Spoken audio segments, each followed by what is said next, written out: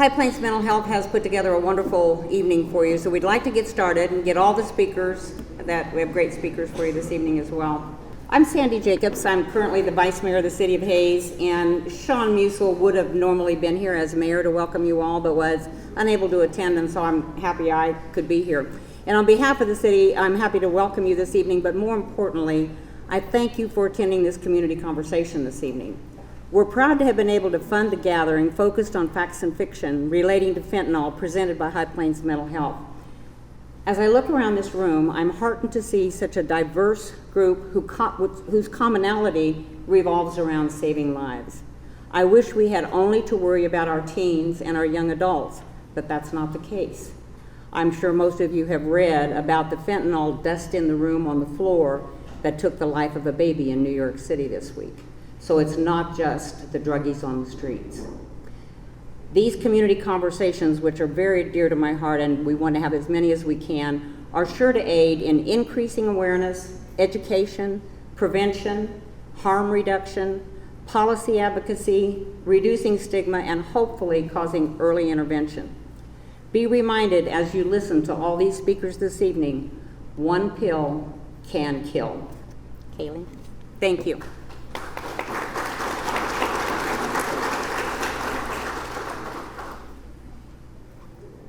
Good evening. I'm Scott Brown. I'm the Ellis County Sheriff, and normally I'm a walker and a talker, but they put me behind this evening, so I promise I won't talk too long. So as I was preparing for this, my wife asked me, she says, what are you going to talk about? And I said, I really don't know. I said, we'll figure it as we go. And as I processed that today, I began to think, there's no doubt about it. In law enforcement, we're connected. I traveled around the state the last month with Director Tony Mativi, and I heard how the Kansas Highway Patrol and the KBI have joined a task team to fight fentanyl.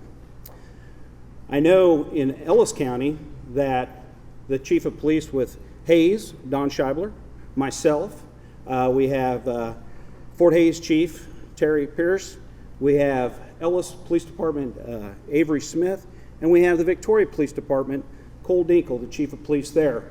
We're all on the same page. We work closely together. But where we're lacking a little bit is in education of our people, and that's what brings us here tonight. We can go out and do the best job we can, but we have limited resources, all of us. But with your help, every one of you in here, with your help, we can make a wider swipe in this. What I mean by that is, I'm asking every one of you, and we've got several college people in here in the back row. I spoke with them, and Tim, just to let you know, it is 20. I was right, okay? 20 extra credit points for coming tonight. So we need your assistance. We need you to educate yourself. You guys have made that first step. We need your eyes and ears. You're here. You're on the street, especially young people. You're at those gatherings. You hear things that we don't hear. And lastly, is to report it. Report it to law enforcement. Report it to someone that can make a difference. Report it before something happens. One life is too much. Absolutely too much. So, one pill can kill, and I ask for your assistance so we can be a better team. Thank you.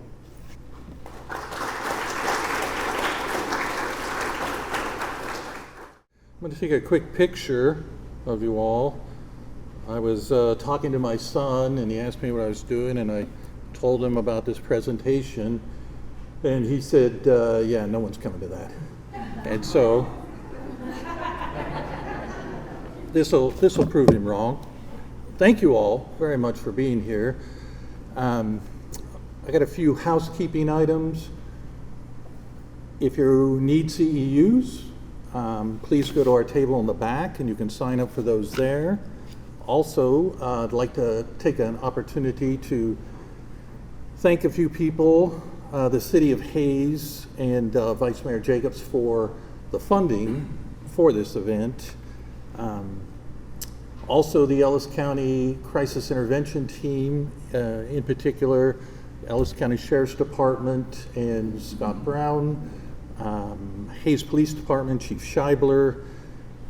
We're very lucky to have really, really strong working relationships with law enforcement here.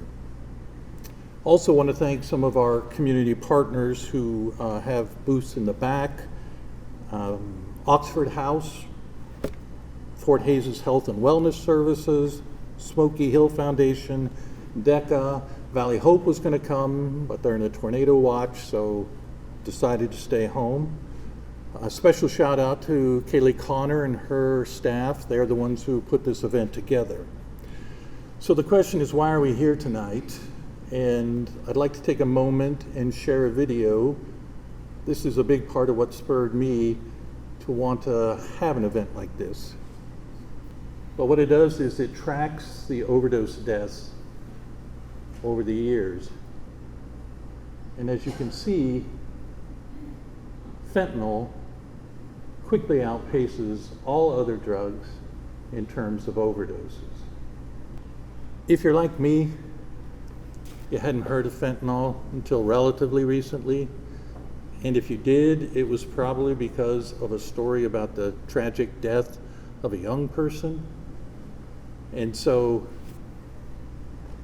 in a conversation I was having with Chief Scheibler, he was sharing a story with me about that, and we started talking, and he's really in large part responsible for this event occurring, because he said to me, look, the city's got some money and you guys should really figure out how to use that.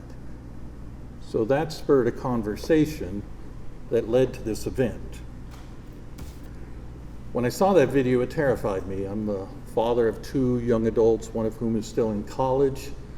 And one of the things we know is that deaths created by fentanyl are often accidental. People are taking things that they think are something that they're not. And so I, like you all, am here to learn tonight. And as the sheriff said, it's a responsibility for all of us to then go out and do what we can to spread, to make sure people understand the correct information about what's really happening here. I want to take the opportunity now to have Chief Scheibler come up, and he's going to introduce our first speaker. Thank you.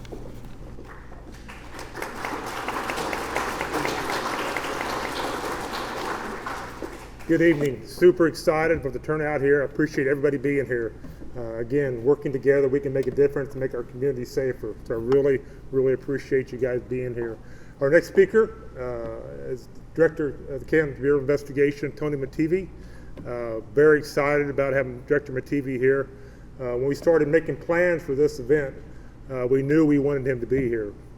As the director of the KBI, he's been instrumental in bringing Kansas resources, law enforcement resources together, helping them focus on fentanyl, making that more of a focus, helping that fight against fentanyl. Under his leadership and his guidance, he has made the KBI the tip of that spear in that fight.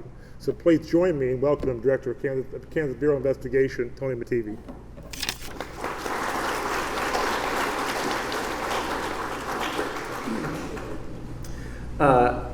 Thank you, Chief. Thank you, Kaylee, for the invitation. I am really excited about seeing this many people in this kind of a forum, because one of the things that we're going to talk about, that I'm going to talk about in the next few minutes, I'm going to talk about how concerned I am with what I and what we at the KBI see as a tidal wave on the horizon. And that tidal wave is a fentanyl epidemic. We'll talk a little bit about that. I'm going to talk about the targeted enforcement measures that we're taking at the KBI and in conjunction with our state and federal and local partners to try to combat fentanyl. But I could talk with you for an hour about those targeted enforcement efforts. But the problem is that's not going to solve this problem. Okay? We in law enforcement are not going to be able to enforce our way out of this problem. We have to educate the public. We have to make people who are tempted to use fentanyl or any other drug aware of the risks of doing it. We have to educate them on how incredibly lethal and unpredictable fentanyl is.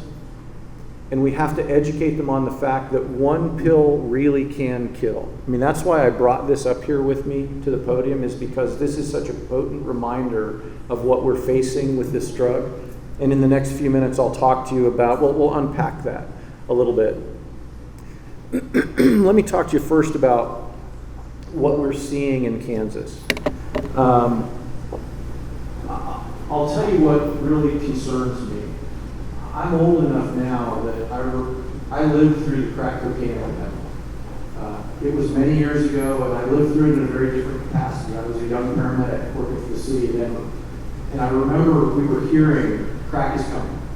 Crack is coming. It's in New York, then it's in Chicago, then it was in Kansas City. We knew it was coming to Colorado.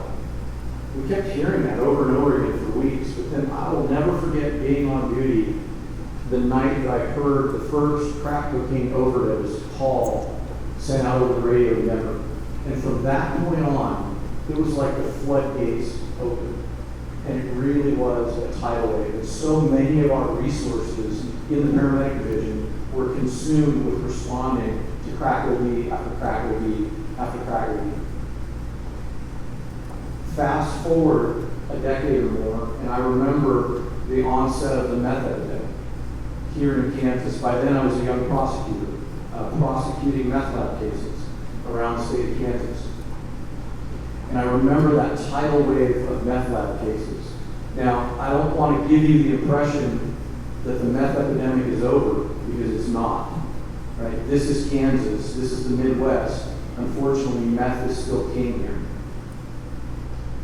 At the KBI laboratory, we get about 9,000 to 9,500 submissions to our laboratory every year. Meth is consistently still the #1 submission to the lab. For the last couple of years, fentanyl has been the third most frequent submission to the lab. The problem is not the number of submissions that we're seeing right now, it's the trajectory. From 2020 to 2022, the number of meth submissions to the KBI lab has increased 900%. That's that table, or that graph that you guys saw, right? Meth submissions to the KBI lab have increased 900%. And the problem is we're not seeing that trajectory plateau. We're not even seeing it taper, right? We're seeing the number of meth submissions continue to skyrocket. We're seeing the number of overdoses continue to skyrocket. We're seeing the number of fatalities to continue to skyrocket. That's the really concerning thing about the numbers when it comes to fentanyl. This is a fatal dose of fentanyl, 2 milligrams. Put it another way, this is a fatal dose of fentanyl. We're seeing fentanyl mixed into every kind of illegal drug that's on the streets. It's being mixed with meth.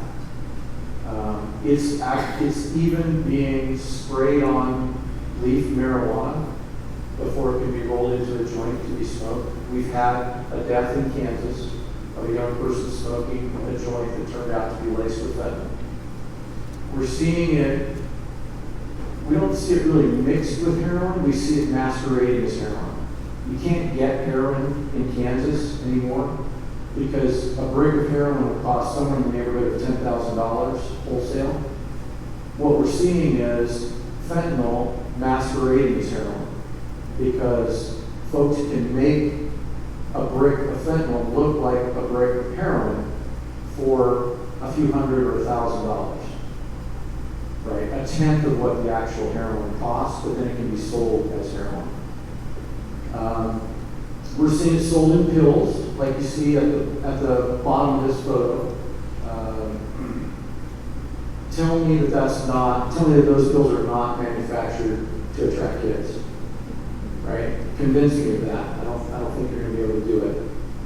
But we're also seeing it mixed in with other medications where you wouldn't expect to find it.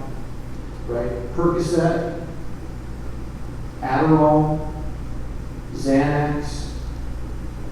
We're seeing fentanyl mixed in with those drugs. And the problem is, we're not talking about a drug that's being manufactured in an FDA-regulated factory. When you buy a pill at the pharmacy, you have a drug that's been manufactured at a facility that's regulated by the FDA. And I don't know if you've ever been to one of those, but those drugs are manufactured in huge vats, thousands of gallons of product at a time, stirred for hours and hours by mechanical devices until the manufacturer is absolutely certain that the ratio of medication or active ingredient to binder is exactly the same in every one of those pills. That's not how fentanyl is being manufactured. Fentanyl is being manufactured in a garage or a warehouse in a 5-gallon bucket using an old boat paddle to stir it. And when that happens, you don't get a uniform ratio of active ingredient to binding material in a pill. You get a very unpredictable ratio. And that's what's depicted in this slide. Okay? The binding material is what's on the left, the active substance is on the right. When you put that together and you don't manufacture it in an FDA-regulated environment, you press it into pills, this is what you get along the bottom right. Right? The pill on the far left may not have any active ingredient in it at all. As you move across the spectrum, you see more and more of the active ingredient until finally the pill on the right might be pure fentanyl. Right? Far more than the 2 milligrams necessary to be a fatal dose. So we see an incredibly dangerous drug, fatal at very small quantities, and we see it being put into a form in a very unpredictable and unreliable manner. That combination is very, very dangerous. Add on top of that the fact that this is a cartel-driven product. And let me explain that to you. When we started seeing fentanyl in this country a few years ago, everybody knew, I'm sure you were all hearing, this is a Chinese issue, right? This is the Chinese importing a very dangerous drug into our society. That was true at the time. And then the cartels realized that fentanyl is by far the most profitable drug that our society has ever seen. And the cartel elbowed the Chinese out of the way, and now fentanyl is entirely a cartel-controlled and cartel-driven product in the United States. We know the precursor chemicals are being imported from China and India to Mexico. Fentanyl is being manufactured in Mexico. Most of it is being pressed into pills down there, sometimes just powder or liquid. But that fentanyl is then transported across the southern border into the United States and distributed from there. So if anybody tries to convince you that this is not a cartel-driven issue, they're not telling you the truth. So now we have an incredibly dangerous product, fatal in very low doses, manufactured in a very unpredictable and unreliable way, and being distributed through known, solid, historically established distribution chains throughout our country. And then add on to that the price, which continues to drop. When I started, I'm fairly new in this role. I started in January. And when I started, the price of fentanyl pills on the street was in the neighborhood of $20 to $30. We had a KBI agent make a purchase undercover of 2,000 fentanyl pills in Kansas within the last week for less than $2.50 a pill. The street price of those in the community they were purchased is somewhere in the $5 range, which we're seeing in some places in the state. We see the price vary fairly widely depending on how close you are to a distribution hub in a major city. Right? The further you get away, the higher the price goes. But one of the things that we know in Kansas historically, our street prices for drugs have trailed street prices along the southwest border by about a year. All right, so what they're seeing now for street prices along the border, we will see in about a year. street price of fentanyl pills in Nogales and Tucson right now is 25 to 33 cents a pill. When you talk about availability and the numbers, that's terrifying. That's what concerns us about this being the leading edge of a tidal wave. I'm concerned that it's going to get much worse before it gets better. Another thing that we know about it, the undercover purchase that was made this week, was entirely arranged through Snapchat, through social media. I talked to parents across the state who've lost kids to fentanyl overdoses, and what they found out is their child, after they went to bed, was on social media and was able to make arrangements to have a fentanyl pill delivered to their house. And unfortunately, a lot of times, it's not a fentanyl pill, right? That's not what they think they're buying. They think they're buying an Adderall. They think they're buying Xanax. They think they're buying Percocet. Okay, or they think they're buying weed, just weed, right? We in our society, please don't get me started on marijuana, okay? We're normalizing the fact that it's okay to smoke weed, while we know that there are cartels that are intentionally lacing that weed with fentanyl. And we were having a discussion earlier about what kind of business model is that, right? What kind of business model does the distributor of a product intentionally kill their customer? That's not the business model, right? The deaths of these people isn't intentional. The cartel isn't trying to kill them. They're trying to addict them, right? That's the business model.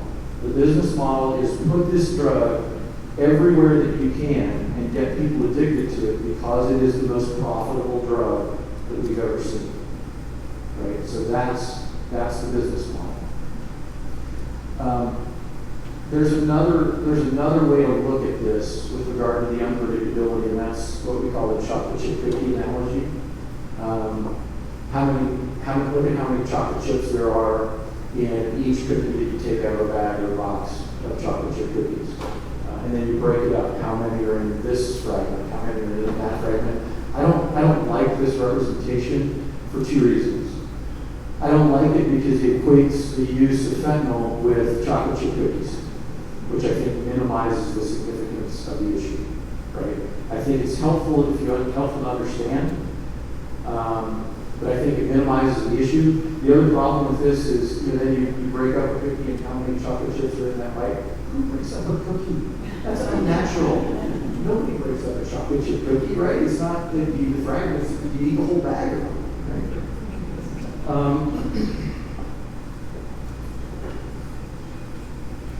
I want to talk for just a minute about what we're doing in Kansas to attack fentanyl. When I took this job, the Attorney General and I sat down and he said, one of the things that I want you to do is I want you to bring to bear all of the resources that you can possibly bring to bear on fentanyl trafficking. So one of the things that we've done here is, again, working with our state partners and our local partners. I want to take just a minute and mention to you, as we go out and deal with our local partners in law enforcement, here in Hayes, you are tremendously fortunate to have two of the really respected voices in law enforcement, and that's Chief Scheidler and Sheriff Brown. They are tremendous partners to us in our battle against fentanyl, but really in all of the work that we do at the KBI every day. So as a community, this community, I think, is very lucky to have those two individuals at the helm of those two organizations.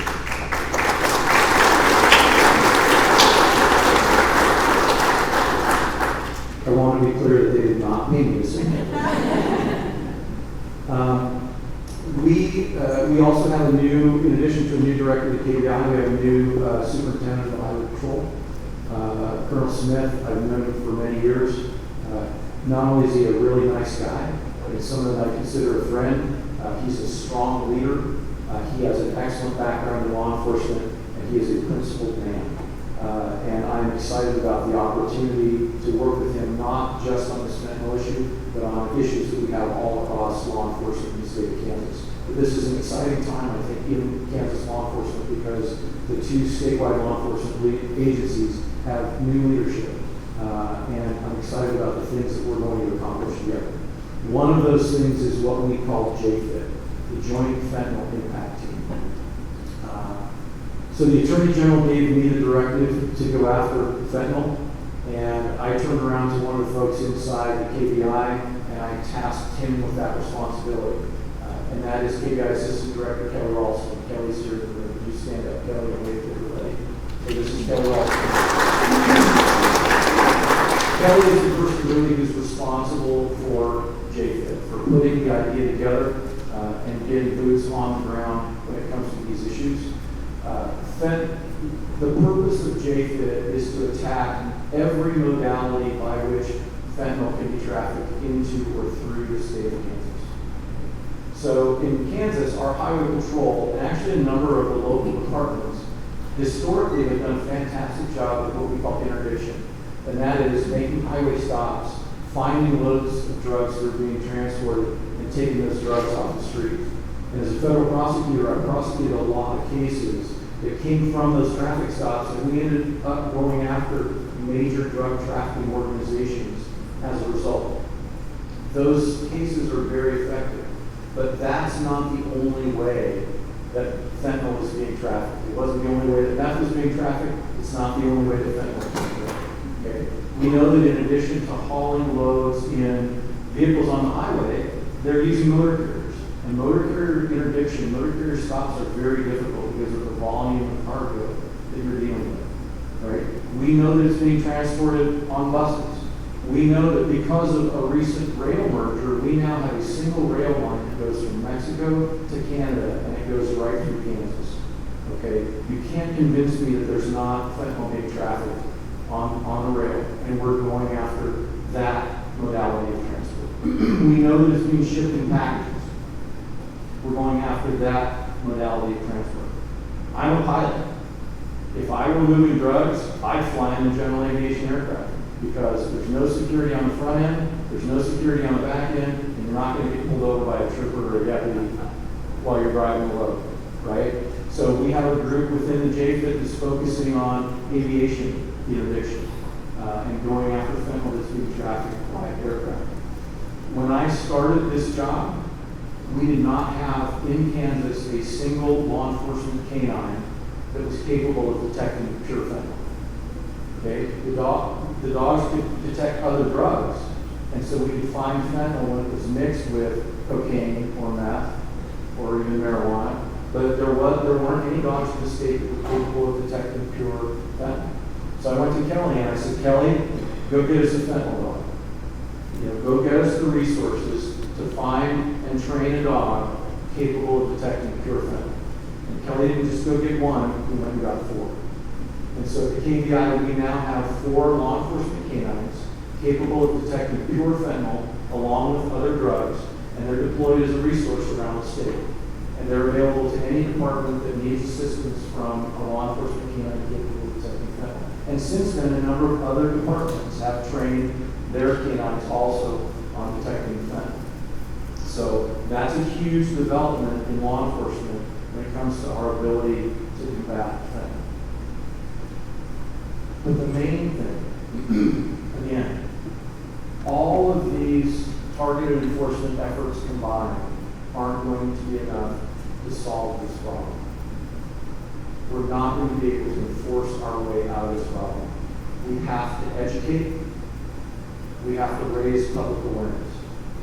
We have to help people understand that if you're taking a pill, I don't care what you think it is, if it didn't come from a pharmacist, you have no way of knowing what's in that pill.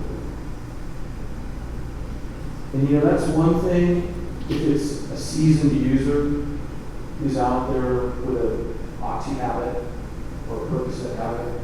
Right? In my mind, I tend to distinguish those people from the kids that are experimenting. Right? Again, we have in our society normalized this behavior. We have to help people understand that if you're taking a pill, I don't care what you think it is, if it didn't come from a pharmacist, you have no way of knowing what's in that pill. And that's one thing if it's a seasoned user who's out there with an oxy habit or a Percocet habit. Right? In my mind, I tend to distinguish those people from the kids that are experimenting. Right? Again, we have in our society normalized this behavior. last year's legislative session was so weird to me because on one hand, we had legislation that was trying to legalize or decriminalize marijuana. At the same time, we had legislation that raised the age of being able to smoke cigarettes. That's a contradiction that makes no sense to me. But the underlying theme there is, in our society, we are normalizing that kind of drug use. We're normalizing that kind of experimentation. And the problem right now is, unless it came from a pharmacist, one pill really can kill. And we have to get that word out. Right? We have to educate the young people that are out there on Snapchat and on all those social media platforms where people are trying to bring the drugs to them. You remember back in the day, there was a meth education campaign. I don't remember exactly what it was called, Faces of Methamphetamine, something like that. But the point of it was serial booking photos of meth addicts. Right? There's some other folks that gray in their hair like mine, they're nodding yes, like they remember. The point of this campaign was, you got a meth addict, and you show the first booking photo, and they look pretty normal. And then the second booking photo, they look a little more haggard. Third one, fourth one, and by the fifth one, you're looking at an addict. And when you find out that they're dead, you're not surprised, because you've watched that progression. The faces of fentanyl are completely different. You look at the faces of people that are dying from fentanyl, and it looks like somebody ripped a page out of a high school yearbook. Right? There's somebody from the football team, and there's somebody from the wrestling team, and there's somebody from the debate team. Because that's what this is. Right? These are kids who are experimenting, or they're kids that are buying something from a classmate that they think isn't that harmful. And you know what? Maybe that kid that this person's buying from took a Xanax that he got from his dealer. But you have no way of knowing whether it was the Xanax at the left side of that scale or the Xanax at the right side. Right? So the classmate could say, hey, look, I took one of these. I know it's safe. So the kid buys it, and the next morning his parents come downstairs to his bedroom and find him dead. Over the course of the last couple of weeks, Sheriff Brown and others and I traveled around the state for regional meetings with the Kansas Sheriff's Association. So the KSA has a number of regions, and we travel around and have regional meetings. And I kind of informally polled many of the sheriffs during our conversations at that meeting. And of the 104 sheriffs in Kansas, I talked to one who hadn't seen fentanyl in his community. Right? The takeaway there isn't, well, there's one place that's free from fentanyl, right? The takeaway is, it's sad, but it's true, even that sheriff is going to see it at some point. There is no community in our state that's safe from it. There's no demographic that's safe from it. I've had folks in the media ask me, or even folks at events like this ask me, what's the biggest myth? What's the biggest myth about fentanyl? The biggest myth is it can't happen to me. It can't happen to my family. It can't happen in my community. Those are the biggest myths of fentanyl. Very sadly, we've had an impact us at PAO. We have a very senior drug agent, and I'm only talking about this because he wants to spread the word. Right? He wants to be out there talking about this. He is out there talking about this. One of our very senior drug agents woke up one Friday morning and found his 18-year-old son dead in his bedroom from a fentanyl overdose. If it can happen to him, it can happen to you. If it can happen in Pittsburgh, it can happen in Hayes. If it can happen to that family, it can happen in your family. So that's the takeaway. We have to educate the people that are using this, especially our kids, our most vulnerable population. We have to educate them on how dangerous this is, We have to educate the parents on how accessible this is, both because it's getting cheaper by the day and it's more widely available, and it's widely available on the media, social media platforms that these kids are familiar with and are comfortable using.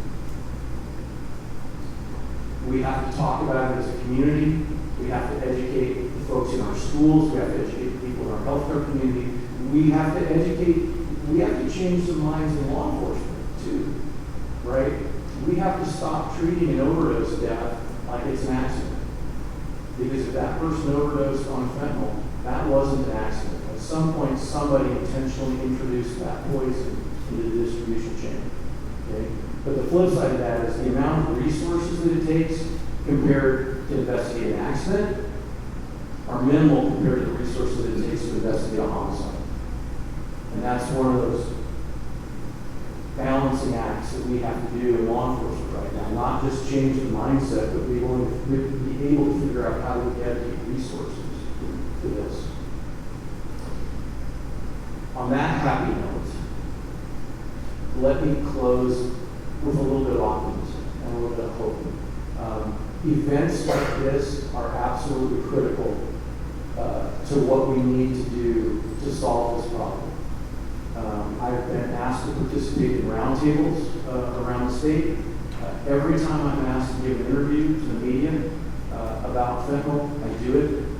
Every time I'm asked to go speak in a community about fentanyl, we do it.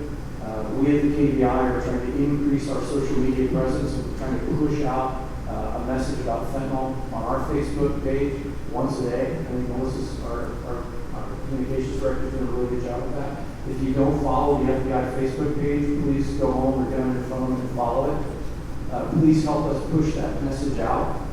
If you're a healthcare provider or a law enforcement agency, there are materials out there that we can give you. I have to applaud Senator Marshall, and this isn't a partisan thing. Senator Marshall has a person on his staff dedicated just to social media and fentanyl.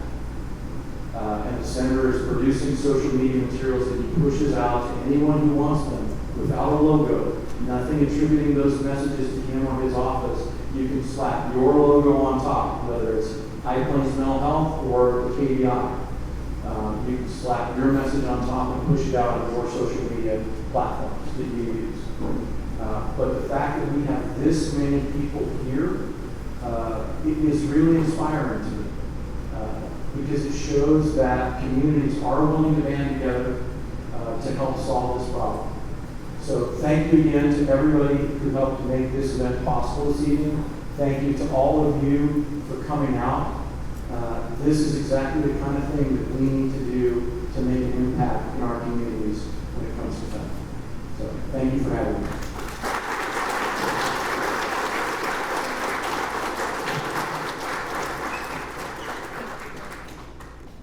Hi everybody, my name is Bob Duffy and I'm Fort Hays' drug and alcohol counselor. I work in health and wellness services. First of all, I wanted to thank Tony especially.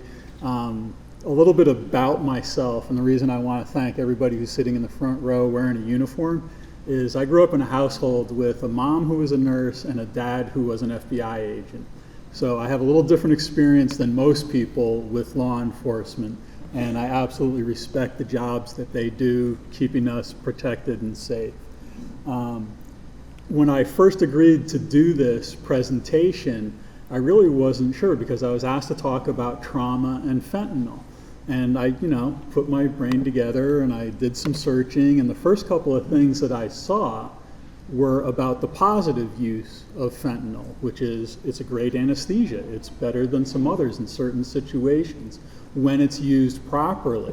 And that made me think back to part of the presentation I do about the date rape drugs, which is it takes somebody with a bad intention to turn those drugs into a date rape drug.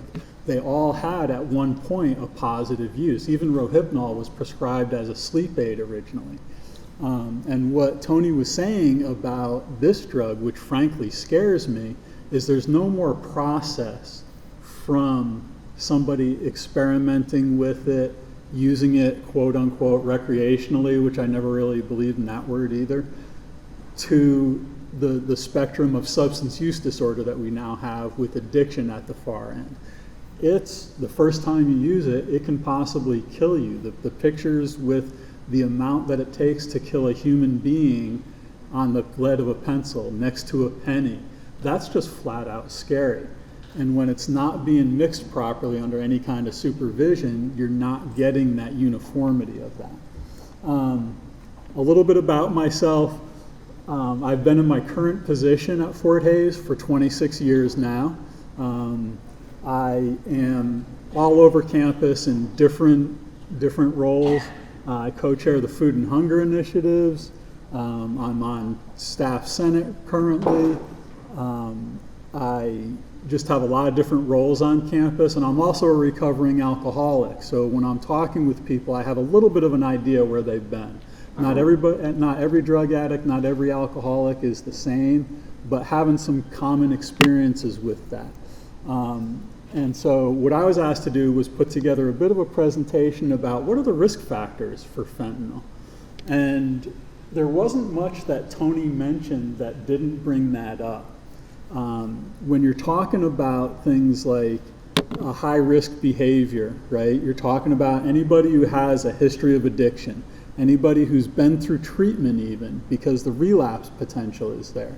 There's something within people who abuse substances that they are generally risk takers. And when they're doing something else, they're more at risk to be not intentionally, but taking fentanyl. So that increases their risk. So where I got this presentation was, I did a 4-hour presentation once for a company just on the opiate epidemic that's happening in the country. And part of that applies to this too, because you have the weird interaction that's going on right now with how things are distributed legally, and then how people, once we clamp down on that legally, they turn to the illegal substance to get the same high. So we're seeing an increase in heroin addiction right now because we relaxed the restrictions on opiates in general, and now people can't get those as well because we've tightened up the restrictions. And now you have this drug that is 50 to 100 times more powerful than morphine, and it's being mixed with all these other substances. So when you're talking about somebody who is in that high risk category, maybe just trying to experiment with alcohol, with cannabis, it really changes the conversation, because such a low dose of this can cause such catastrophic consequences. I can't see my PowerPoints, and I want to stay close to this, so I'm just going to kind of click through these as I talk a little bit. The typical addictive process isn't really going to apply to fentanyl because so much of it is being produced illegally. And what Tony was saying again is that bookend analogy. That's what I mean, is there's no process in between. And that same thing was happening with the opiate crisis, because we went from heroin basically being the illegal way to get a hold of that to, as it became more and more commonly prescribed with less restrictions, all of a sudden it was doctors and lawyers that were being prescribed this and being told that they wouldn't be addicted to it. I even had a case where personally I was given a prescription for 30 days of OxyContin because I had had a significant surgery. I looked at my doctor, my surgeon, and I said, I'd like 10 of those pills. But not too many people do that. That was me taking care of myself. So part of this, and the part of this that's on us, right, is us taking responsible for our own health care. When we're given a prescription that is really addictive, knowing ourselves and saying, hey, either I don't want those pills just sitting around my house where my younger daughter at the time could get her hands on them, not that she would, and take them and give them to her friends, but what if I get hooked on that again? I have an addictive type personality. A lot of people that know me will laugh when I say that. It's one of those things that it's just become so dangerous, and how it's even impacted a lot of the other prevention I do is incredible. I used to train all the RAs and CAs on campus. How do you take care of somebody who's really intoxicated? You don't want to just call 911 because they had too much to drink. Now it's call 911 because we don't know what they've taken, and if somebody has put something in a drink or in a joint or something else, it could be fatal. So you just, with this particular drug, it really scares me. And for me to say I'm scared of something, I'm the last of 7 Irish Catholic kids. I grew up with an FBI agent, World War II veteran for a dad. There's a lot to that. So being careful about what these risk factors are. And if you see something, say something. If you're concerned about a young kid who's starting to experiment with alcohol and drugs, ask them about that. If you hear about somebody borrowing a prescription from somebody, right?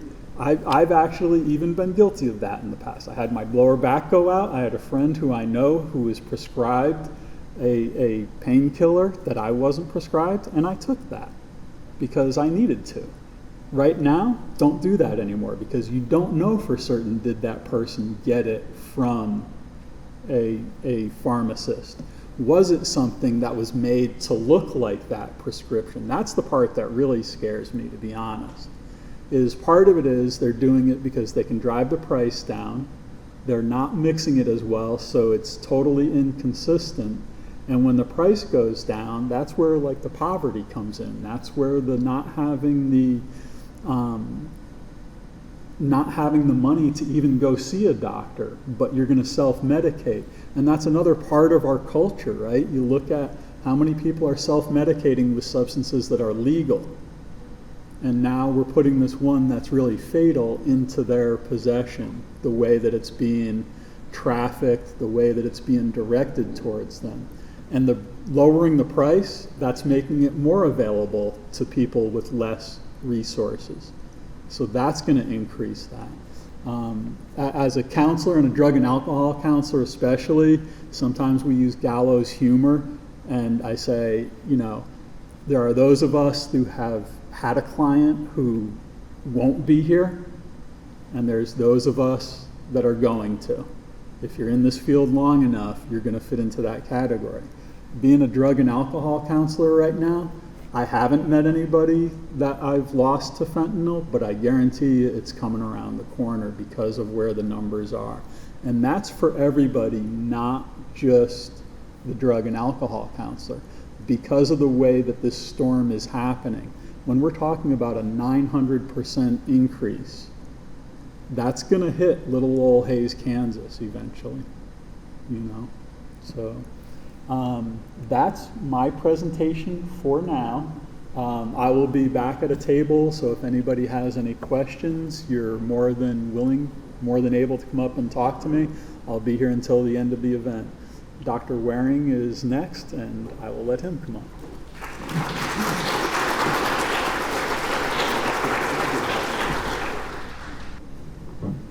Hello everyone, I'm Steve Waring. I'm a doctor at Hayes Hospital, and I'm the director of the opiate committee there. So I've been involved in this issue for a long time, 20 years or more. We've had this opiate crisis, so from my point of view, this is, we're talking about fentanyl tonight, but this is really all the same thing because fentanyl is an opiate. And I want to talk a little bit about how we got here, and I want to illustrate that with a few clinical examples and kind of lean into the education part of this so that we can walk away from here and know a little bit more about what we can do about this and how we can prevent this if we cannot in fact interdict all of the opiates that are coming in here, if we can't catch all of the fentanyl, because we can. So this is a story, a typical story about maybe someone's young daughter, 14 years of age, who was a cheerleader and sprained her ankle badly. And she was given opiate pills like Percocet or something of that nature by her doctor, and just didn't get better. And over time, she started using more and more and eventually became addicted. And then when she couldn't get those pills anymore, she turned to heroin. And this is a little bit about her story just to illustrate what can happen to just anybody's daughter or granddaughter. Opiates has taken everything and everyone I've ever loved away from me. Everything. All I did was dance. I was being scouted for a scholarship. I threw my ankle out when I got prescribed painkillers from the doctor. If making my detox public is going to help somebody, I'm all for it.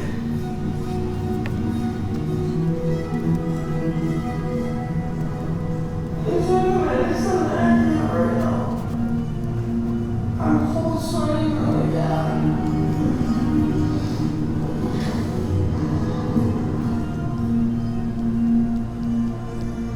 I just wish I would have one. Opioid dependence can happen after just 5 days. Know the truth, spread the truth. So she said, I just wish I had a warning. And that's one of the things I want to leave you with today. This shows prescription of opiates in the United States. Again, these are prescription pills, and these are the rates that they're prescribed. So the light colors are low rates, and the black is a high rate.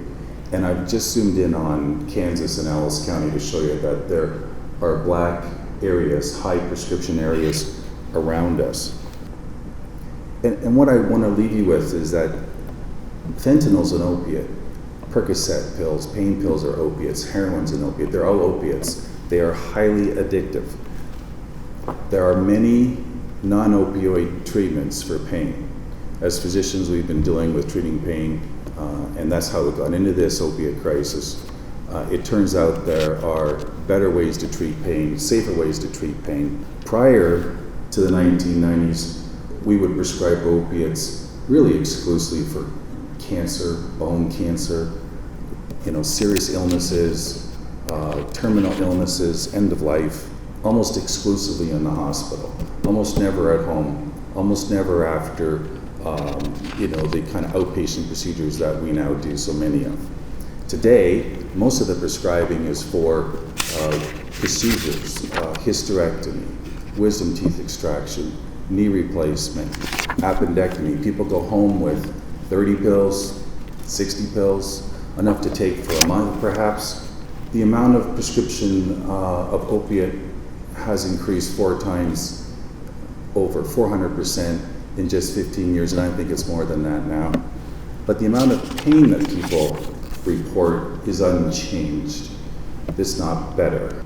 The risk of this is that 1 in 4 people that end up taking opiates for longer periods of time, and by that I mean a month, can struggle with addiction.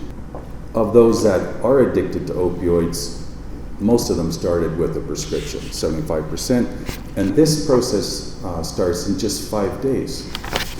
And again, you get 30 pills after wisdom teeth extraction or hysterectomy, that's more than enough to take for 5 days. The reason this happens involves something we call tolerance. Basically, if you're taking opiates to kill pain, after a while, you find that they just don't control the pain any longer. You need to take more. The dose is increased and the pain gets better. But if that continues, we experience something we call hyperalgesia. The pain goes up, we put the dose up, but the pain doesn't get better. So we put the dose up and up and up. I had an 87-year-old lady come to me once who had fallen in her garden and sprained her tailbone, 87 years old. And through this process, she was taking the equivalent of 871 milligrams of morphine a day, where 5 milligrams of morphine would put any one of you in bed for the afternoon. And she was still walking around and talking, but the pain was uncontrollable. So, the solution is to taper and discontinue that, and the pain goes away. But that's not something that people know. And this isn't new. Doctors were reporting this in the literature 150 years ago. So I don't know why it got forgotten in the 1990s, but it had something to do with drug companies advertising to doctors and doctors prescribing to patients. So this is the result, and this is where we're coming to fentanyl. Because we started prescribing these large amounts of opiate pills in the 1990s, early 2000s, we got a spike in overdose deaths from people taking these pills.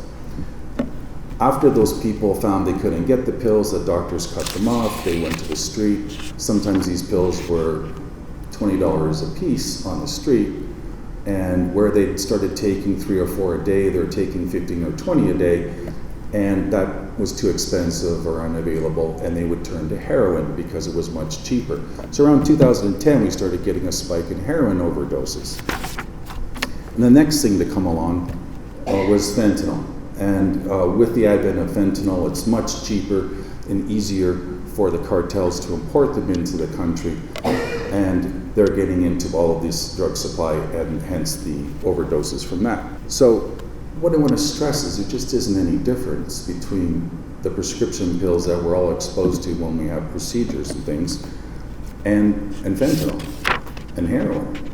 They're all made from the poppy flower originally.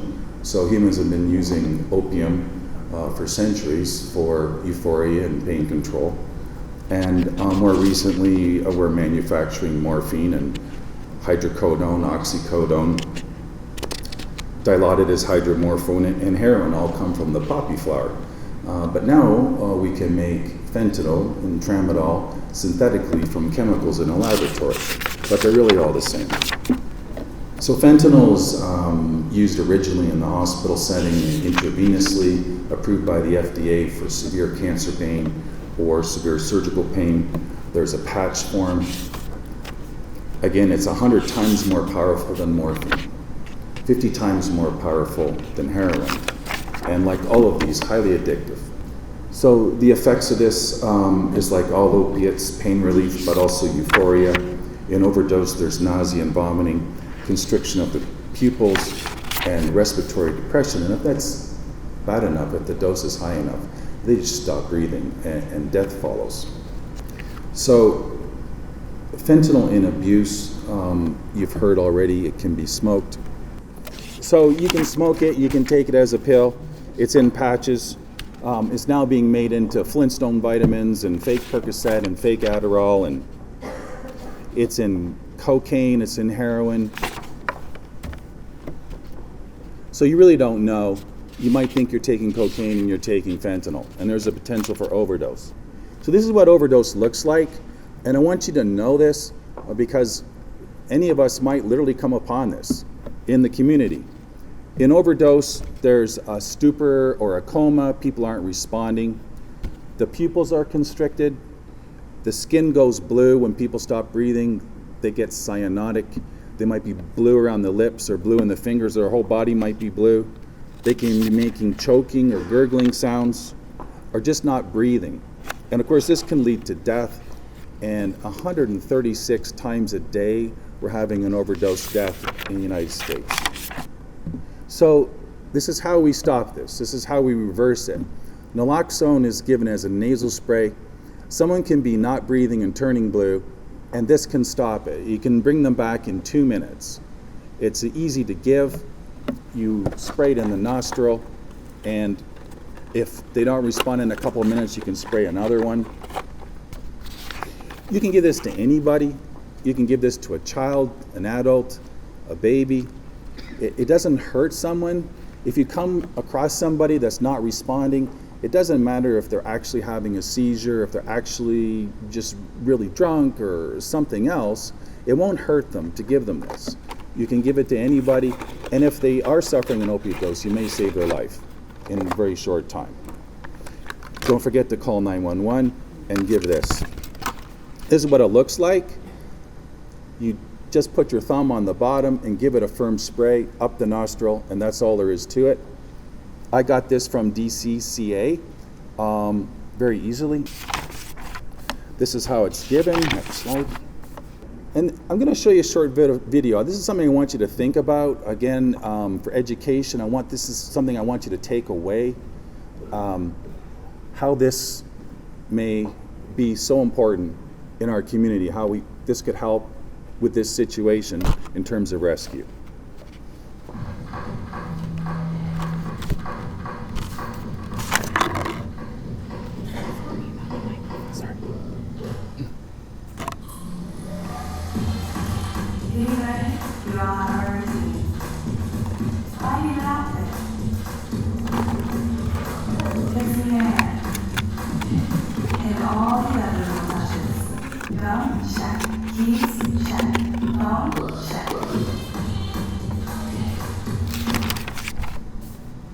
But of all the things you are never to bring with you, naloxone could be the most important.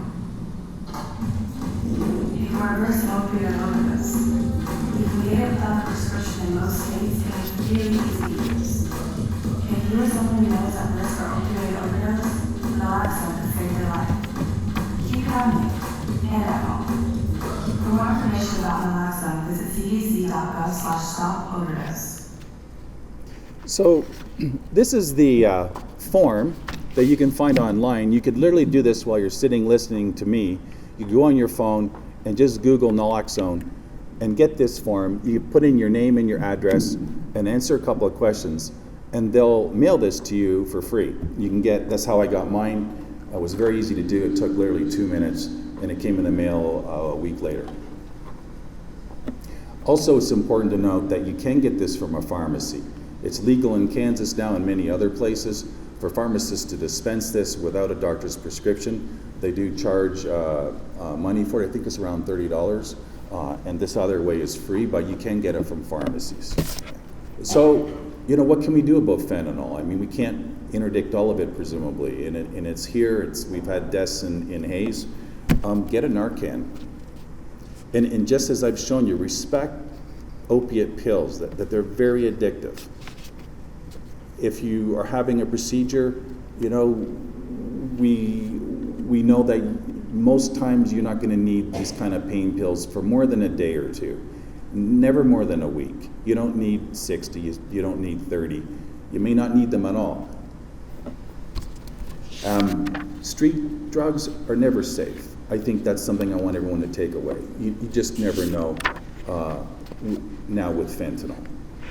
It's in cocaine, it's in Adderall, presumably, Percocet tablets. This is deadly stuff. And finally, if someone finds himself, maybe you had a knee replacement a year ago and you're still taking this stuff, treatment is available here. There's several places: High Plains Mental Health, Dream Incorporated, Smoky Hill Foundation. Believe me, they know all about it. They can help you. And here's the next thing. Go home and look in your medicine cabinet. How many are going to have opiates in there from something that happened 10 years ago or 5 years ago? You had a hysterectomy, you had a knee replacement, and they're in the back of your cabinet. Get them out of there. Take them to Walgreens.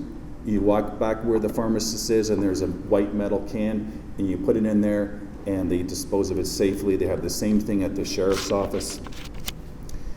If you go into Walmart and get your opiate prescription there, Percocet or whatever, they'll give you a little package of powder with that. And when you're done, you take your bottle of pills, you put the powder in, you add some water, shake it up, it turns to concrete, it can't be used, you throw it in the garbage. They also have something at walmart.com where you can go and get a bag and you put your stuff in there and it renders it unusable. So there's ways to get rid of this stuff. Let's get it out of our medicine cabinets so someone isn't going on a house tour and checking out your bathroom or your grandchild or your daughter or somebody. You can't get these because it's just unbelievable how many are out there just sitting around from the past. And I got a couple of minutes. I'm just going to give you a couple of anecdotes from my personal experience. These are kind of situations that I've run into, in case you can identify with this. I want you to think about, 6 young girls going out for the evening and, to have a few drinks or party. And with one of them saying, pull on a bottle of Adderall and let's pop an Addy. And there's 6 girls there and they all take one. If one of those has fentanyl in it, and that person falls to the ground instantly, what happens if one of her girlfriends doesn't have a Narcan in her purse? It's 3 or 4 minutes before the ambulance is going to get there, and that's enough to be very blue and very cold. There's a lot of coke being used in town, and that has been spiked with fentanyl, and a young man might use what he thinks is coke and have his girlfriend come home after work and find him dead on the couch.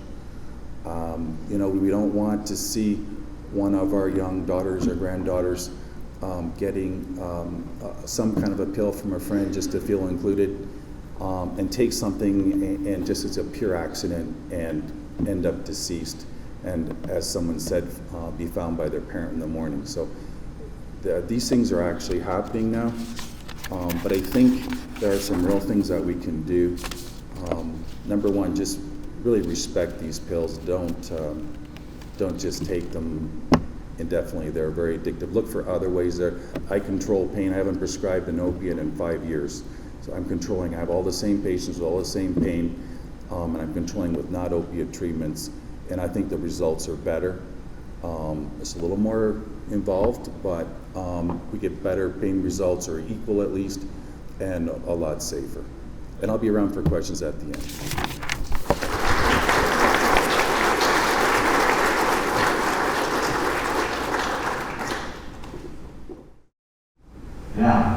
Thank you everybody for having me.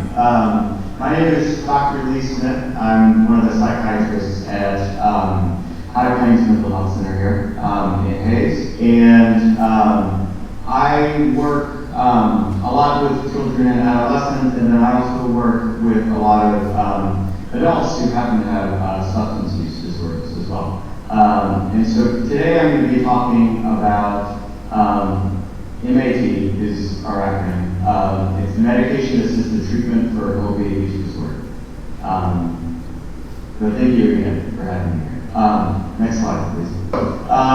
Today we're going to be talking, so our MAT overview. So we're going to be talking about what is MAT. So MAT is medication-assisted treatment for substance use disorder. In particular, today we're going to be talking about medication-assisted treatment for opiate use disorder in particular. We're going to talk about how is MAT effective, and then we're going to talk about, in particular, how do the medications we actually use on a day-to-day basis work. One of the most important things we can talk about, though, here at the beginning is how we talk about substance use disorders and how we talk about people who have substance use disorders. I think that it's very important to remember that people are not their disorders. People have disorders, and having an addiction to a substance also is not something that makes you. It's just a problem that you have. And so I think it's really important not to talk about people in the sense that like they are addicts. I think it's important that we use language to say that they have a problem, so that the idea is that we are treating the problem, we're not treating the person. The person has the problem treated and moves on. Next slide, please. So let's talk about what medications are used for MAT. We use several medications that are FDA approved for medication-assisted treatment. There are several medicines we use for maintenance of people who are in ongoing treatment. And then one medication in particular that we use as a rescue medication for people who are experiencing opiate overdose. The three main medications we use for opiate use disorder are buprenorphine, methadone, and naltrexone. And then naloxone is our FDA-approved medication to prevent or rescue someone who's in the midst of an opiate overdose. Next slide, please. Let's talk about buprenorphine and naloxone first. And you've probably heard about it as Suboxone. That's the brand name, and a lot of times we talk about medicines and brand names just because they're marketed to us that way, and that's how it gets in our brains. But buprenorphine and naloxone, or Suboxone, is a combination medication. The buprenorphine part is the opiate part of buprenorphine. And what we call it is a partial agonist. And what that means is that it's a partially effective opiate. And so it kind of works halfway. And what's nice about it working halfway is that it's there to relieve cravings, and it's there to reduce the risk of relapse. And because it works halfway, it is incredibly difficult to overdose on this medicine. And so it is much safer for us to use for folks who are just living out in the community and have a substance use problem, particularly an opioid use problem, who just need to go out and live their daily life. They need to take care of their kids, they need to go to work. And so the buprenorphine part allows them to do that without also experiencing the cravings that tend to come with an opioid use disorder. The naloxone section of this combination medicine, it helps prevent overdose. It helps to prevent IV use of the medication, and it helps to just reduce that risk. Because a lot of our treatment with MAT is really to reduce the risk of opiate use disorder, and I'm sure you've heard a lot tonight about just the absolute danger of fentanyl that's out there. To put it bluntly, a lot of people are dying of fentanyl right now. And this is one of our best mechanisms to reduce people's dependence on things like fentanyl. But it's also effective for folks who are have an addiction to heroin, who have an addiction to just opiate pain pills. It's prescribed as an outpatient medicine. It's taken daily, and it's used for both withdrawal symptoms, so moving from like heavy use of just a community-acquired opiate, or it's used as maintenance treatment. Whether that's months, whether that's years, however long it takes to build up some stability in your life and just make it a lot easier to transition from being stuck on a substance to no longer being stuck on a substance. Next slide, please. Next, we're going to talk about methadone. And a lot of people probably know more about methadone, or at least they know of methadone. It's dispensed once a day from a specialty clinic. It's a long-acting opiate, so it stays in your system for a really long time, which is why it's effective in reducing cravings. It's mostly used for maintenance treatment, so folks that are trying to be, in therapy, who are working through a substance use program.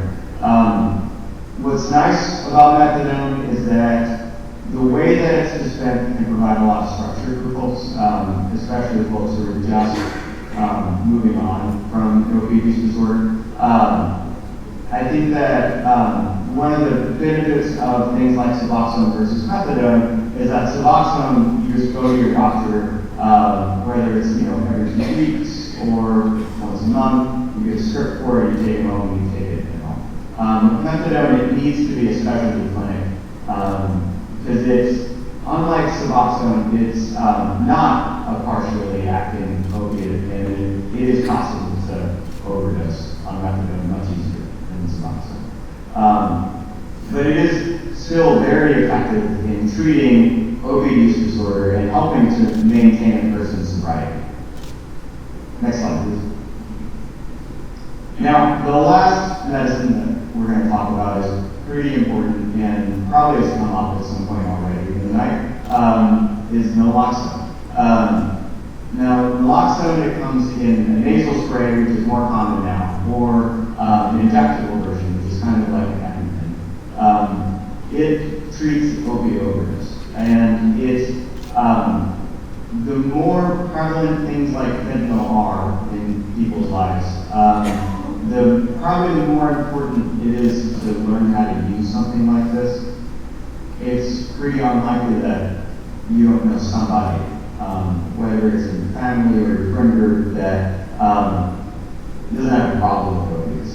And there's nobody out there who is addicted to opiates that is not at risk of overdose.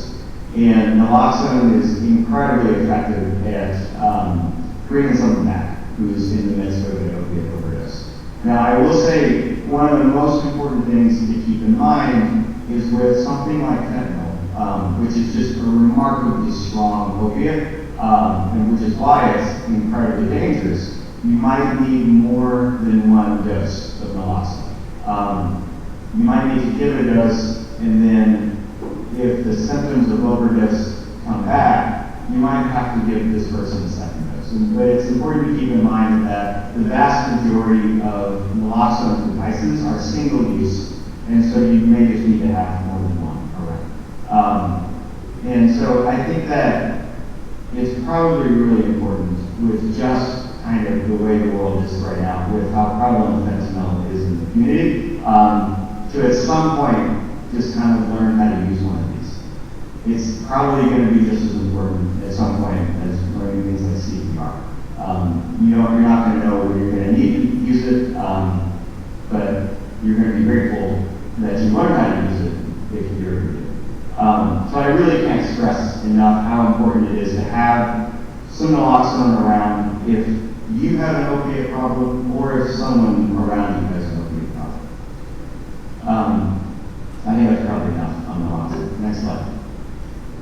And then, just some words on the outcomes. I think that these medications are just remarkably effective for both helping to prevent overdose, both at 3 months and at 12 months after starting treatment, which are kind of delicate points in someone's recovery period. It helps reduce overdose at those two places, and it helps keep people in treatment. The longer someone can stay in substance use treatment, the more likely they're going to find success on the other side of recovery. And I think that's the most important part of these medication-assisted treatments, is that they give you just the best chance, I think, of coming out the other side of recovery with a stable life, with just a life that's really consistent with what you want.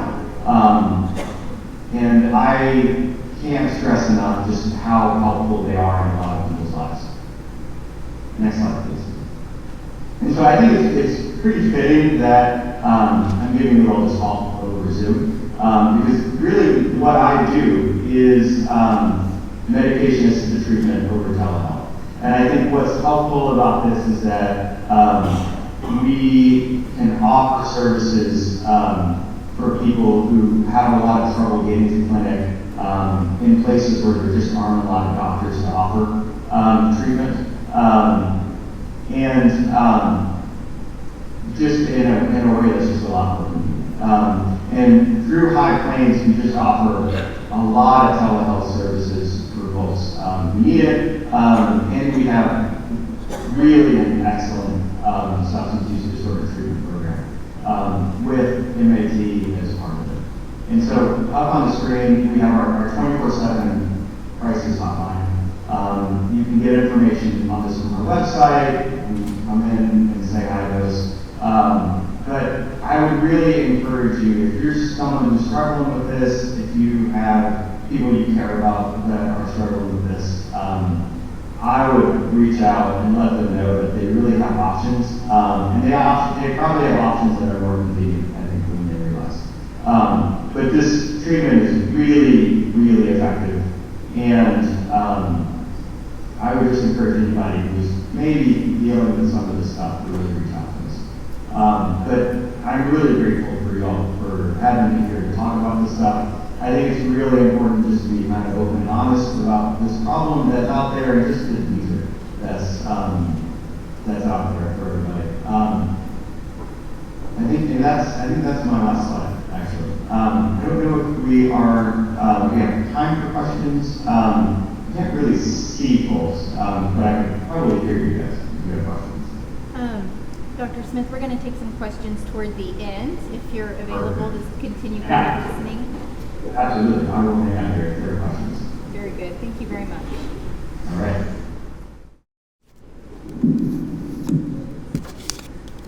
Good evening. My name is Brian Shannon. For those of you that don't know me, I'm a detective with the Ellis County Sheriff's Office. Just a little bit of background on myself. I just celebrated my 20th anniversary in law enforcement just last week. I've been working narcotics cases for about the last 11 years. I'm currently assigned to the Ellis County Drug Enforcement Unit, which is a joint task force between the Hays Police Department and Ellis County Sheriff's Office. And our role with the Drug Enforcement Unit is primarily to investigate, trying to get out from behind the sign so you guys can see, is to primarily investigate drugs within Ellis County, within the city of Hays, and also within our surrounding areas. Believe it or not, drugs don't stop or start at the Ellis County line. We get them from Russell,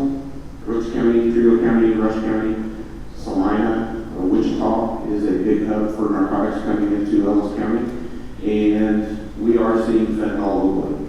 We are seeing it maybe not as frequent as some of the larger cities are, but it is here.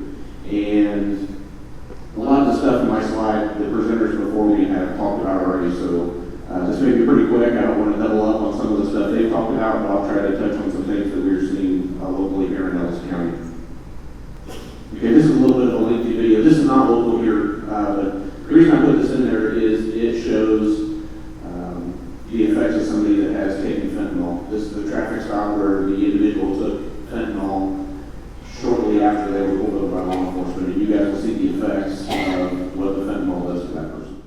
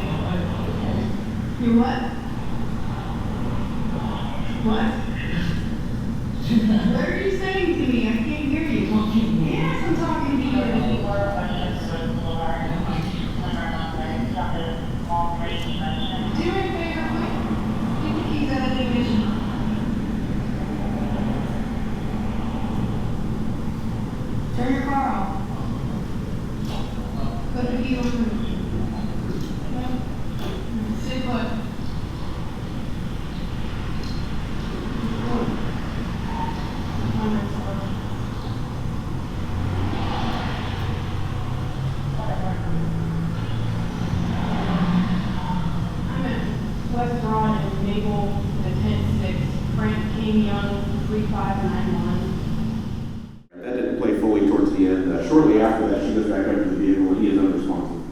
And I believe they ended up giving him Narcan and determined that he was under the influence of fentanyl. So it kind of gives you a brief idea or a brief description of what somebody under the influence is. You can tell that he was falling asleep, very lethargic, and when she walked back up to the car, he was unresponsive. Let me try to step out so I can see my slides here. So some of the presenters before us, talk about what fentanyl is, what it does, the reactions, things like that. So we'll kind of skip through some of this stuff. I'm glad I came tonight, not only as a presenter, but to sit and watch them. I learned a lot. Director Matidi had a lot of good information. Some of the stuff that he had in his PowerPoint, I also got in mine.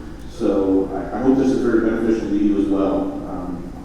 Fentanyl is something that, even though it's been around for a couple of years, is still fairly new. Every time we come across it, it seems like we're learning more and more about it, what the effects are, what the market is for people selling it, why they're selling it, and things of that nature. So this slide hasn't been updated since March, but Ellis County Emergency Medical Services provided statistics on the fentanyl that they have distributed or administered in Ellis County. In 2020, it was 6 times. 2021 was 11 times, 2022 6 times, and as of March, that was 1 time so far this year, but I'm sure that number has increased. I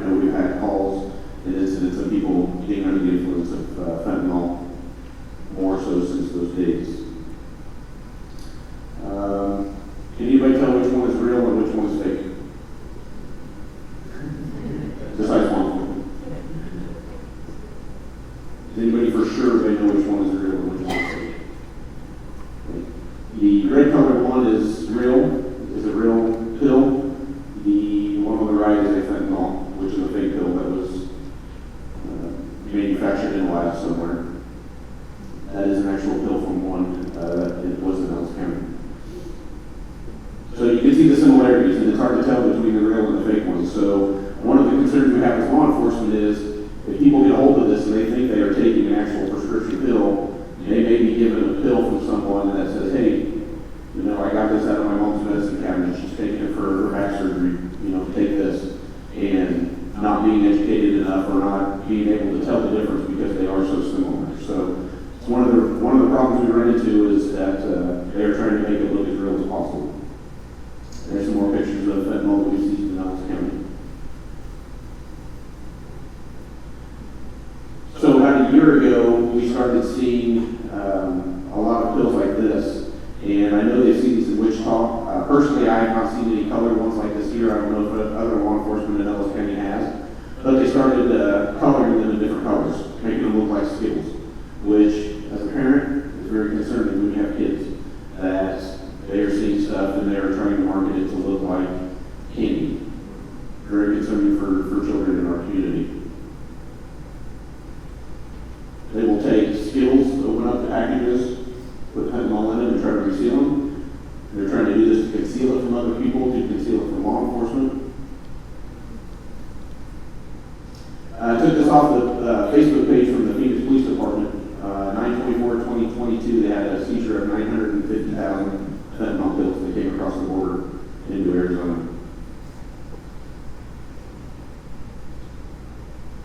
The very next day, they had 142,000 fentanyl pills, 8.75 pounds of fentanyl powder, and the pound of meth that they seized.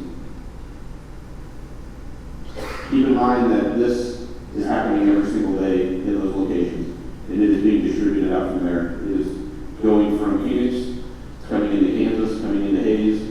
Obviously, we're not seeing large amounts like this because it's being distributed from those locations, but that's primarily where they see it coming across the border, and it just outsources and spreads out from there. Garden City Police Department, about that same time, 991 counterfeit pills that were fentanyl pills that they seized, 22 units of straight fentanyl as well. Hayes Police Department, April 15th of this year, got a call of a suspicious vehicle from, I believe it came from Plainville Police Department. A vehicle had left their town, had been up there, and was reported as suspicious. Officers from the Hayes Police Department located that vehicle at Walmart, and as it was leaving, they did a traffic stop on that vehicle and located approximately 2,000 pills of fentanyl that was in our community. Those particular people were traveling through the area, but with interstate going up and down through Ellis County, this stuff is probably coming through daily. Unfortunately, we're not catching every single one, but they are stopping in our community. They are staying at our hotels at night. They are using our gas stations, and these people are often under the influence themselves. These people had just used fentanyl just prior to that traffic stop. We are seeing them. Director McKee talked a little earlier about fentanyl being laced in a multitude of drugs. This is a lab report that we received from the Kansas Bureau of Investigation where we sent in a substance that we were not sure what it was. We believed it to be, I think it says heroin on there. Correct. Heroin and fentanyl were detected in the lab item from the KBI when we sent it in.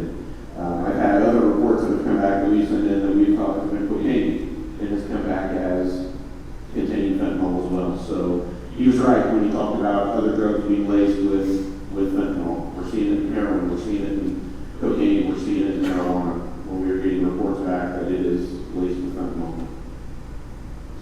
Narcan, I won't touch more on that. I think two of our previous presenters touched on it. The only thing I will say is I believe schools in Hayes are now having fentanyl on hand in the school. Again, as a parent, that is very scary. When I went to school, we went to the nurse's office and they had to call mom or dad, maybe to give you some Tylenol or something like that. And now they're having to keep Narcan in the schools to protect our children. So this is very scary. Like I said earlier, I've been in law enforcement 20 years, and when I came on in law enforcement was when the meth pandemic was hitting really hard. It was about that time that legislature had passed where you couldn't buy student Sudafed unless you bought it from behind the pharmacy counter, and they take your driver's license and they keep track of how much you bought, because Sudafed was a precursor to methamphetamine. I don't know what we can do to stop fentanyl from being distributed and produced. It's being produced in Mexico, like Director TV talked about earlier, being distributed in the United States. When they enacted those Sudafed laws, it helped tremendously with the meth labs that we had locally. We do not see meth labs like we used to. They're very rare. But at that time, they were pretty frequent. I don't know what we can do to stop fentanyl, so it's something very scary to our community. They talked about lethal dose. You guys have seen that picture. That's a pretty prominent picture. It seems like everybody uses the pencil tip, but it gives a good idea of what a lethal dose of fentanyl can be. Again, we talked about money. Why is it so prevalent? Why is all of a sudden fentanyl becoming the drug that is being distributed the most? Approximately 500,000 counterfeit pills can be manufactured from 1 kilogram of fentanyl. And as I stated earlier, 2 milligrams per pill. Retail prices, again, Director McTee talked about prices that have gone down. These prices may not be completely accurate, but what happens with Ellis County is by the time it gets here, it has probably changed hands 2 or 3 times. So when it comes across the border and they've got 950,000 pills and they sell that for $1 a pill, that's $950,000 that person just made. Well, the next person has to turn a profit, so they're selling it for $5 or $10 a pill. By the time it comes to Ellis County, that pill has probably changed hands possibly 3, 4, maybe even 5 times, and has driven that price up. So by that time, you may be looking at $35 to $50 a pill, give or take. Could be less. But if you think by the time that pill has changed hands that many times, and you have 2 milligrams per pill, 500,000 pills has turned into $5 million in revenue. Now that probably all didn't go to one person, but as that has changed hands, people have made a lot of money. Again, it takes a very minute amount to put into that bill, so it's easy to sell a bunch of them. I think this might be my last slide, but before I talk about that, there's a couple notes I made as the other speakers were up here that I wanted to bring up. Again, we talked about it takes a community. It takes a community to help us investigate these crimes, to solve these crimes, to learn about these crimes. If it's not for people like you reporting crimes to law enforcement, a lot of times we may not know about it. It takes the public to educate law enforcement on what's going on in the community. Believe it or not, these people don't sell these drugs to law enforcement. We typically have to rely on the tip from the community to give us that information. So I just want to give a couple things out that you guys may not be aware of. First is the Hays Police Department and the Ellis County Sheriff's Department on both their websites have an anonymous crime tip reporting leads. So if you go to the Hays Police Department's website or the Ellis County Sheriff's Office's website, you can do those with a quick Google search. There's a link on both those websites to anonymously report any type of crime. It can be anything. It doesn't necessarily have to be drugs, but you can put that in there. It will have a spot where you can put your contact information if you want to be contacted. But if you want to report anonymously, you don't have to fill out those boxes. Those are then directly emailed to investigators as soon as those are submitted, and we get that information right away. So we get a lot of tips on there, and they are very helpful. So we appreciate it when you guys do that. Or just call our non-emergency number if you see something and it needs to be reported immediately. Some other things that we've had happen locally that I made notes on. We recently had an investigation, or the Hays Police Department had an investigation where they worked an overdose death, and it was determined that they were able to identify somebody that potentially had distributed narcotics to that person. In Kansas, there is a statute now that is, if I got my terminology correct, distribution of narcotics causing death or great bodily harm. So if somebody has distributed narcotics to that person and that person dies, the person who distributed that to them, even though they didn't directly make that person take the drug, didn't force them to take it, the fact that they distributed it to them is now a felony in the state of Kansas, and they can be prosecuted as such. We've had several of those here locally. One of the other notes I made was, I believe Dr. Waring talked about the drop-off locations, Walgreens and the Ellis County Sheriff's Department. In our lobby, we have a drop box where people can come in and anonymously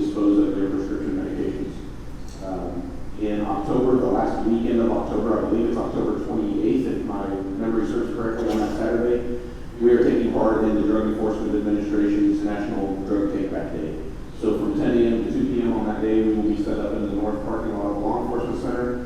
You guys can drop off your drugs there as well. What we do is there's a box, go straight into the box. You don't have to take the labels off if you don't want to. You don't have to take the pills out of the packaging. We dump it directly in that box. We seal those boxes up, and we deliver them down to Wichita to the DEA office, and then they destroy all those drugs. So another way that you guys can dispose of any unwanted medications, old expired medications, and things of that nature.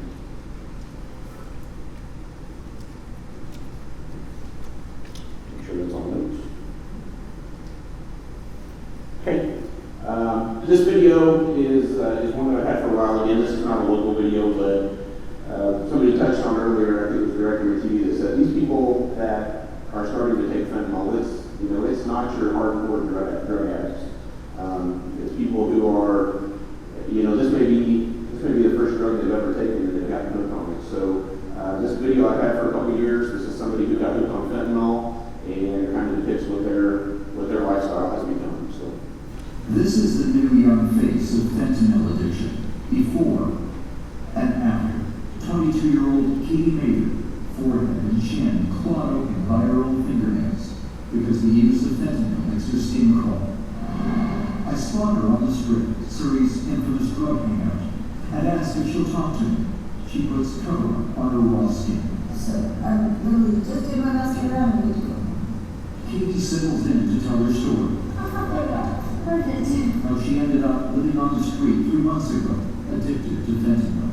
Well, I've been using, it's actually funny, well, not funny, it's terrible. I'm a really addicted personality. I've always been like addicted to something, whether it was shopping or Facebook or whatever. And I did an oxy, I got addicted right away. And then I found a regular dealer and I started picking up all the time. I remember the day the fentanyl came out, and my dealer said, I've got these new pills, they're fake oxys. He didn't tell me they were fentanyl because nobody knew what fentanyl was yet. He just said they were 100 times stronger and they're only $5 more. And I was just like, okay, because I was getting a pretty high tolerance at this point. Oxycontin led to fake 80s. Fentanyl posed as Oxycontin. Immediately, Katie wanted nothing else. I could buy one of these fake 80s, put them into 4 lines, and 2 lines would last me a full day. That's how strong it was. And if I took a full pill, I would leave. Katie said she's overdosed 11 times, most recently a few days ago. Brought back by paramedics or friends on the strip who have naloxone, the powerful opioid antidote. Every time I go back home taking them, they say I'm gonna die of it. It doesn't matter how many times I read, I still use them because the withdrawals are so bad. Katie has been in the news before. She and her sister attacked by a Rottweiler cross back in December. Katie was badly hurt and spent time in hospital. She says that cemented her addiction to fentanyl. As she talks, blood starts to seep through her makeup. Maybe you're 22. Why would you risk it? Well, at first it was just fun, right? It was just for fun. It was just a party drug that, and there's been some things that I've gone through and helped with a lot of pain, and especially after, that dog attack, I just couldn't stop, I asked Katie if she worries about herself and her future. Sometimes, I don't know. I just like to take things one day at a time, kind of just go with it, and hopefully as For now, the best Katie can hope for is to wake up from her next fix of fentanyl. Eric Rankin, CBC News, Surrey. So that gives you an idea of what somebody goes through when they have an addiction. She quickly got addicted to pain pills after the attack from the Rottweiler, and then went to fentanyl, and it did not take her long to stay addicted. Every time I show this video, I make a comment, I would be surprised if she is still alive, if she has continued down that path. Somebody that has overdosed 11 times already and has not died, they're just tempting fate every time they use it. So I appreciate your guys' time. Thank you for the turnout, and we'll go to our next speaker.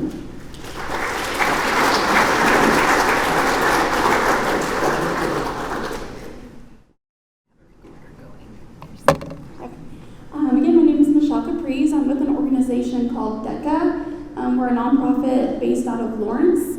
We cover all of Kansas, and we are in Oklahoma, Iowa, and Missouri as well. So just some other services that we offer, we do have behavioral health services, inpatient and outpatient rehabilitation services. We also provide a woman only, where they can bring children, and any children under 5 and under, I believe, they can bring with them. If they need to receive treatment, we provide daycare during the day while the moms are in class, and then they're with their children in the evenings. We also have a child placement agency.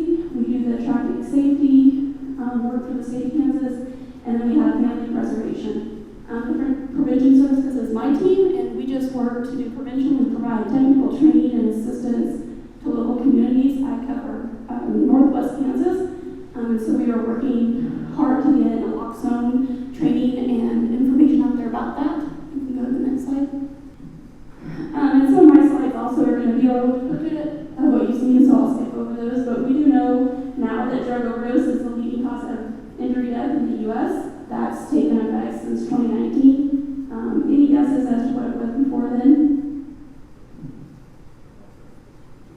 You can't answer for law enforcement. You took my training. Car accidents. So this just shows that opioid overdose deaths have increased 8 times since 1999.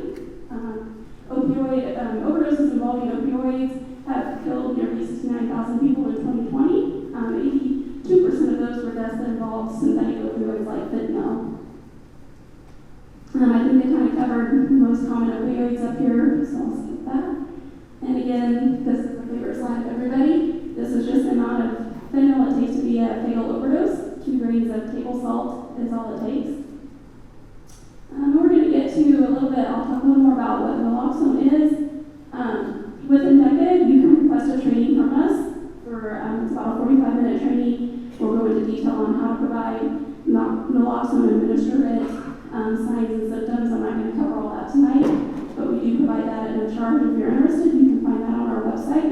Narcan, naloxone, Cloxidil, those are all the same.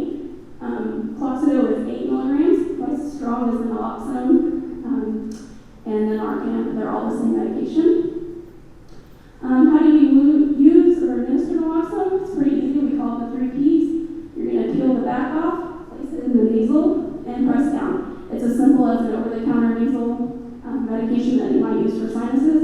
It's a 1 dose per kit, so you don't need to give it a test to see if it's working. There's only 1 dose. You can throw it away after that. You can administer as much naloxone as needed. I've talked to people, and I believe it was in Liberal, Kansas. A nurse that we did a training with told us they had administered, I believe it was 8 doses between when they found the patient and getting them to Wichita. So that's just the amount of, you don't know how much is in their system when you start giving it, so you can give it. If it's not an opioid or overdose when you give it, there are no effects. You cannot harm somebody by giving it. It is safe for children and even dogs. In the state of Kansas, if you administer naloxone under good faith, you are protected by the law. You cannot be held liable in a civil court or criminal case. There are some things that you can do at home to help prevent overdoses, such as safe storage, proper disposal of your medication when you're done with it, and just providing some education on how to use it correctly. Again, I think I talked a little bit in the previous speakers about how you can get your medicine, naloxone. I believe we're the only organization that provides it for free. You can request that on our website and mail it out, drop ship it directly to you. You can go to the pharmacy like they said, and I think just as of about a week or 2, you can actually purchase it over the counter now without a prescription or going to the pharmacy. It looks like it's costing about $45, I think is what I've seen, so you can just walk into Walmart and find it on the shelf. Just some questions to ask. If you're getting medicine, is it the right medication for you? And maybe if there is an opioid that would be available to treat you rather than an opioid, just making sure that your doctors and pharmacy are aware of everything you're taking, and if you've had an addiction or it runs in your family, you want to make sure they know that as well. We do, for safe use medications, of course you don't want to take anything that hasn't been prescribed for you because it could interact with something you're taking. You don't want to share it with your friends, you don't want to take it everybody or take their word that it's going to work for you, because they also don't know your history or what you're on. Don't mix it with alcohol or other medications, and then don't take more than what is prescribed for you. If you want to have a safe storage, we also offer these products on our website free of charge as well. You can order them. We have lock boxes and lock bags. We do know that people do use opioids for legitimate reasons, and they have them, so if you're taking them, and it's best to keep them locked up so that children, neighbors, friends cannot get into them.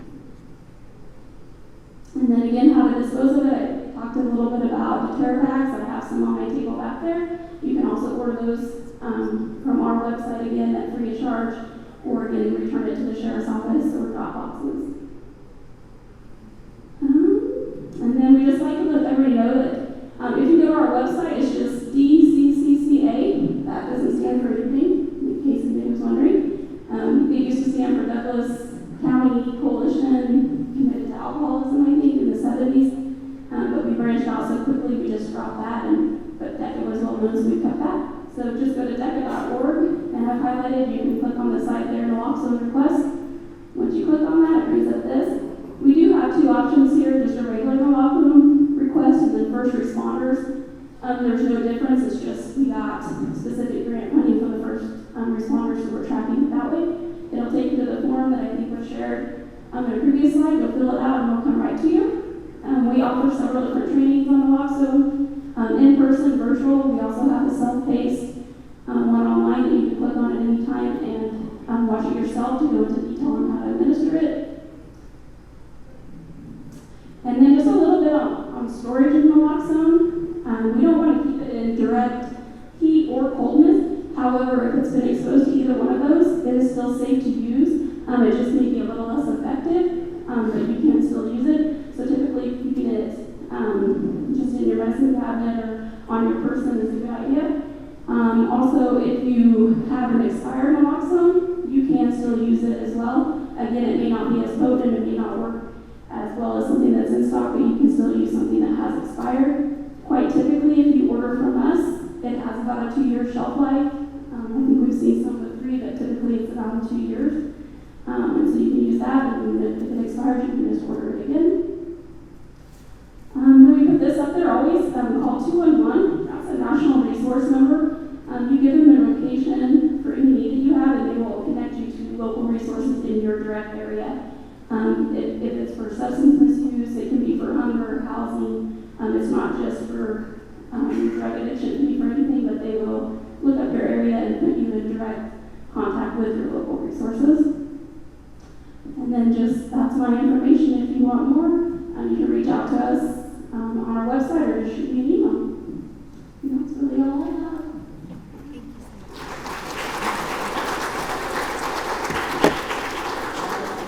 Once again, on behalf of High Plains Mental Health Center and all of the other agencies who collaborated to make this happen, thank you so much for making it a priority to be here. Also, shout out to Fort Hays State University for the wonderful posters that they're going to be putting up around campus to help continue to raise awareness among students. So thank you for taking the next step. All right, thank you all. Have a good evening.